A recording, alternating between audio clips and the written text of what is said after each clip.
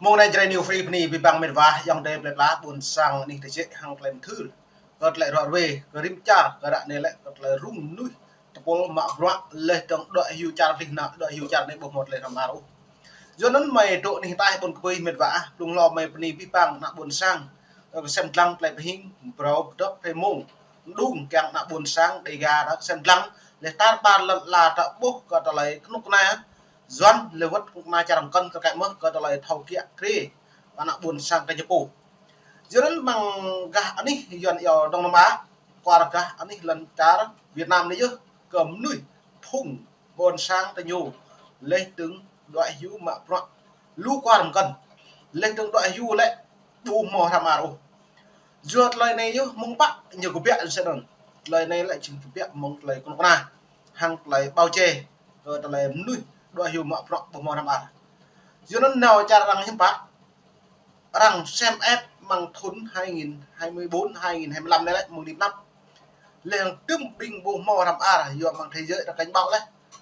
nhu mong bạc như thế, lên tương nhiều không sự lệ tụ non, khá đa nhiệt độ, bởi đi công chế bởi đạp vào mỹ bốc thun, đua bốc thun, lò bốc thun đúng không, xong á, rằng tú ghe đoạn lệ của nhu hắn lấy cao đỉnh, nên lấy tung lùm ra này lại còn mày mô mắt lại hình mong đài VOA hàng lại đặt này gặp rõ nuôi Việt Nam máu bê ba tu khóm nuôi lệ tương rằng mạng ông già cầm chè mạng việc lệ vậy ní Việt Nam bù bề đục nó ca bây giờ nó tạo một điểm nạp từng cả lúa lóc để từng hàng lại mạng vạ plan lao lên như mạng việc lệ đúng không plan này được như mạng đúng không planทุกตัวnày nó phương hướng hạt rẽ cật lem nách cật lại doan ngại như bạn lại kéo từ lúc mình đi nhổ ở Nhật rơi nạ buồn sang như hiu ta ba lần là chả bao nhiêu một nửa độ chặt nữa nhiều chỗ nhưng mà người càng lại huy bằng đi tiền nhiều chỗ cha rằng nó lại như bà chèm bỏ nhưng mà như bà lệ từng coi ta lại nhiều nhá càng lip như chỗ Campuchia càng lip Campuchia mà chỗ ba Mỹ như càng lip của Mỹ chỗ Singapore như càng lip Singapore như chỗ ba Lào càng lip ba Lào mà giờ nó lại của mình để nhiều là nhớ lao nhớ pre nào viện lại như hiu nó nhập mình tôi hay nhớ ngạn nào buồn sạc đầy gà các buổi mong thôn 96 97 98 thì bẹm nuôi nó cả mơ lúa ở đây buồn sạc tôi kinh treo mà học kinh còn có thấu mơ lúa đâu mơ vẫn nuôi dần như dân năm tư lại cái đoạn con đồng phi bằng bây giờ thì ngạn mà nó sẽ miền Bắc nữa dù cô lần ta bạn lật lạt lao thì mình nhớ trôn được con đồng xị ra này xị krem này xị nè bằng play bờ đài nòng hiệu cái nèm như nó xị hai em mua đó này đâu mà lần tụ bít hay là buồn sang tầm nhé tập năng kẹo đợi po sang lần là ta lại chỉ nhiêu độ ca bữa lên lần sang lên lần màm sẽ bảo mạng tam tay lần tầm nhé với đại cái đừng hay nhiều như bài như vậy nhiều lệ lần bây giờ lần là buồn sang lần của nhà nước lại luôn nhớ hạt rẻ ta nhiều ngã ở đây như càng rơi là buồn sang đây như po hiu ta bàn như càng nhẹ luôn xăm mơ đang bút này đây một vả còn lại nhiều ngã này nó lọc vào mày càng nhiệt lê rồi về mày đi bang đấy sân lăng mày mò bịa video mày mạng bằng đài VOA lại rồi đây đọc nó rằng suốt Campuchia trao trả hơn 400 người Việt để di cư bất pháp và đây này nó mày về sân lăng một vả do là đã nhập cảnh và lao động bất hợp pháp tại nước này. Báo chí trong nước đưa tin những người này đã được bàn giao cho công an và bộ đội biên phòng tỉnh Tây Ninh, tỉnh giáp giới với Campuchia trong 2 ngày 11 và 12 tháng 12. Nhà chức trách tỉnh đã tiến hành sàng lọc, làm rõ thông tin liên quan rồi trả họ về địa phương. Đại sứ quán Việt Nam tại Campuchia được VN Express dẫn lời cho biết đa số những di dân này đều xuất cảnh trái phép sang Campuchia để đi làm. Do bị chủ bóc lột và đánh đập, họ đã phải nhờ đến cơ quan chức năng Campuchia giải cứu. Trong số những người này cũng có những đối tượng tội phạm đang bị công an Việt Nam truy nã, theo thông tin từ Đại sứ quán. Những người được trao trả bị nghi ngờ là đối tượng lừa đảo trên không gian mạng. Thời gian qua, đã có hơn 1.000 người Việt bị lừa đến Campuchia làm việc, đã được giải cứu và trao trả về cho Việt Nam, VN Express dẫn nguồn từ Bộ Ngoại giao cho biết. Những người Việt Nam bị dụ sang Campuchia làm việc nhẹ lương cao đã trở nên phổ biến trong thời gian qua, và ngày càng có nhiều nạn nhân tìm cách thoát khỏi chủ lao động để trở về nước, theo tìm hiểu của VOA. Luật sư trong đề là tại bộ các hàng lại nhiên tôi nhô hép càng lấy càng cỡ nhiều chi vừa bóc lọt xăm mới nhờ nào mà nó lại bu màu cật lại ham chưa cất lại đặt bóc lọt nhiều đa nhiều mò ham càng một bóc lọt nhiều lấy càng của chồng việc nhiều này vừa nhiều nào lại nhiều mạng rồi cái bộ lấy dọn nhiều con mò ham như càng mạng rồi bạc lu lên một bạc lu nó đang không cột rồi á nhưng một bạc lu bộ mò ham giờ nó đoạn này lại tôi cái con này nhiều hép lừa đoạn về cái lại cầu kém nó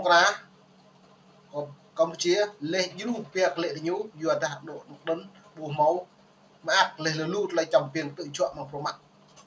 nó rất là nhờ phải hép là cả gỡ vừa đạt pi bằng loại như một thau ngã ố vừa đạt rẻ từ nhiều càng lôm lần chào Campuchia nó hai này bố Campuchia Hun Sen không mua không nét cả độ mà lại như chào đoạn đấy mong đi bắt ta các có thấu cầm nuôi như cứ nuôi bình doan chỗ nhập qua nhập này có thể dần phù hợp dần lại là chút tí lần bình nuôi như là bộ về độ lần chặt tương bình nuôi như giáo người dân và địa đối tùy độ bởi lần chặt không chỉ rồi nghe mong nuôi doan Hà Nội tuần một lần lại nhiều khả đại như màu rác thấy xanh tâm lên tầng mông bại như thế lại bại không liệu nó được cả nó tàn rằng là mong niệm nạp là lơ rồi tầm nhất của mạng lên tầng bình doan hàng hiếm bạn một là cái nhập của mình có là buồn sang ta ban là hiểu nhập này nó mà thấy dậy là lại rằng chi trích cả đáng bây giờ đang chi trích cỡ mình nuôi buồn sao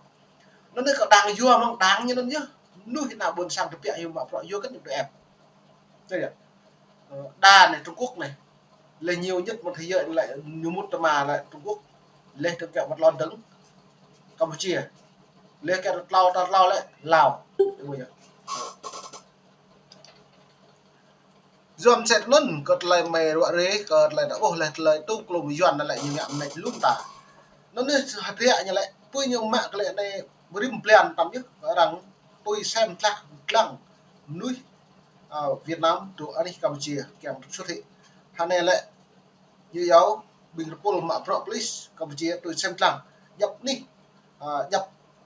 qua lệ từng kèm thao can po bay núi Việt Nam lệ từng như số mạng việc lệ lên mạng như bạn mạng lại nhiều máu pre rẻ hoặc là biển đỡ đa po nâng tụ lau thôn mèo thôn là nhưng bạn rẻ lại biển lệ làm như vậy nhiều năm khác mà nhiều năm hàng này nằm nuôi bình nuôi Việt Nam tụ bởi đi Campuchia màu lút lại rung lệ từng hàng cái nạp tạp mai đắm nhất lại sự lẽ bữa đặt lại đoạn hưu bữa đặt mọc rộng đây đi một sẵn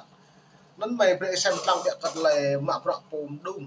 hôm 12 tháng 12 bị truy tố về tội lợi dụng các quyền tự do dân chủ. Truyền thông trong nước cho biết 6 tháng sau khi ông bị bắt giữ, cáo trạng của Viện Kiểm sát Nhân dân tối cao dẫn ra 3 bài viết mà luật sư này đăng trên trang Facebook cá nhân của mình hồi tháng 4 và tháng 5. Trong đó, ông chỉ trích ngành tòa án Việt Nam nói chung và lãnh đạo tòa án nhân dân tối cao nói riêng. Viện Kiểm sát cho rằng các bài đăng này đã gây ảnh hưởng đến uy tín, danh dự, xâm phạm đến quyền lợi ích hợp pháp của hệ thống tòa án nhân dân và cá nhân lãnh đạo tòa án nhân dân tối cao. Theo cơ quan công tố, ông Triển làm như vậy là vì nảy sinh bức xúc cá nhân trong quá trình hành nghề luật sư. Báo Thanh niên dẫn cáo trạng cho biết. Ông Triển được nói là đã khai với cơ quan điều tra rằng các bài đăng của ông trên Facebook là ý kiến chủ quan, mà không có thông tin, tài liệu, chứng cứ xác thực để kiểm chứng, báo Công an Nhân dân nói. Trước đó, hồi tháng 7, ông được nói là đã nhận tội với cơ quan điều tra. Tội danh mà ông bị truy tố, lợi dụng các quyền tự do dân chủ, xâm phạm lợi ích của nhà nước, quyền lợi ích hợp pháp của tổ chức cá nhân, có mức nhiều có quyền nhiều mạng, lên từng gất này đi, tầm tới nhà, tới nhiên, tầm ấy, vất lại làm ạt này đi. Nên là buộc lại hiếm bại là xâm phạm của nhà nước lại. Tuy nhu xâm phạm của người dân, bức quyền,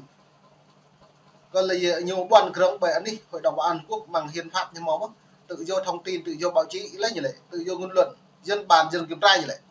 Xong mất lại này hiếm bạc đã bộ, nhu lệch lạp đi, bằng tí rẽ, là nhu ngập rõ. Dù nó đáng còn xâm Việt Nam hay này lại những bộ thâu đó nghĩa con nông nhiều con nông cái gì rằng là buồn sang cho nhiều của đuôi. Nên một chương hàng luật quốc tế nhu bù một lại cả đảo dù nó hàng này bù lại vào bảy vào đúng không phải đồng bơi đi rồi lệ Quỳnh nó lại nhiều càng toàn cương bởi quốc tế lệ đồng thực đạo mình ngã sát Quỳnh lệ này đi lại mày tự chịu trách nhiệm sao mấy em bạn đang lệ tôi mà problem cũng đang lệ từ nhiều mày bật hậu tôi bằng lại làm ar và đang lại học mấy cái bục rồi mà vừa nó để quên lại một việc liệu nó đi ở đây buồn sang á mùa này mày là chân đúng lần đi bang lò vì mùa lại này plong nít còn là dịch lên tạm tầm có đi bang Francia học bác lên trong tập mệt cái kem trúc về này là đi tập bạn đi tập lại chẳng màn công đoạn lần ngày lần là tập bộ niệm sẵn